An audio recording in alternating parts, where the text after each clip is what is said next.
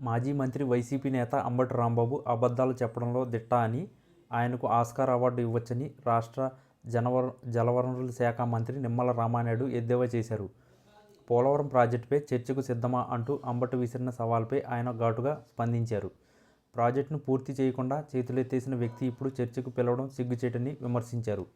పశ్చిమ గోదావరి జిల్లా పాలకొల్లో smart ration కార్డుల పంపిణీ కార్యక్రమంలో పాల్గొన్న అనంతరం మంత్రి నిమ్మల మీడియాతో మాట్లాడారు.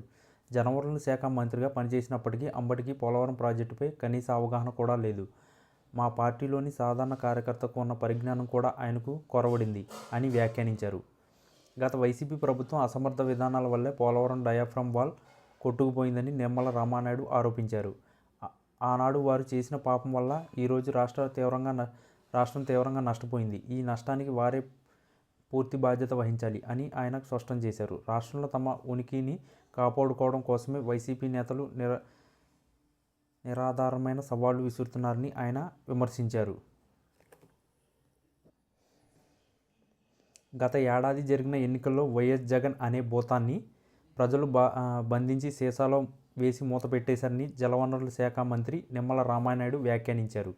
సీసా మూత తెరిస్తే భూతం బయటకు వస్తుందని, అయితే వచ్చే ఎన్నికల్లోనూ ఆ పని చేయవద్దని ప్రజలకు విజ్ఞప్తి చేశారు. మంగళవారం ఆయన జిల్లా పార్టీ కార్యాలయంలో విలేకరులతో మాట్లాడారు. ప్రభుత్వ పథకాలపై ప్రజల్లో సానుకూలత వ్యక్తం కావడంతో పాటు ప్రభుత్వానికి మంచి పేరు రావడంతో వైసీపీలో గుబులు మొదలైంది. అందుకే రాష్ట్రంలో అశాంతిని కలిగించేలా పేటీఎం బ్యాచ్తో అసత్య ప్రచారానికి పాల్పడుతుంది. మానవత్వం లేని జగన్ విషప్రచారం చేస్తున్నారు. విశాఖ ఉక్కు కర్మాగారంపై ముసలి కన్నీరు కారుస్తున్నారు అని నిమ్మల అన్నారు. టీడీపీ రాష్ట్ర అధ్యక్షుడు పల్లా శ్రీనివాసరావు మాట్లాడుతూ 25 పార్లమెంటరీ నియోజకవర్గాల పరిధిలో కొత్త కార్యవర్గాలు ఏర్పాటు కోసం అభిప్రాయ సేకరణ మంగళవారంతో పూర్తయిందని తెలిపారు.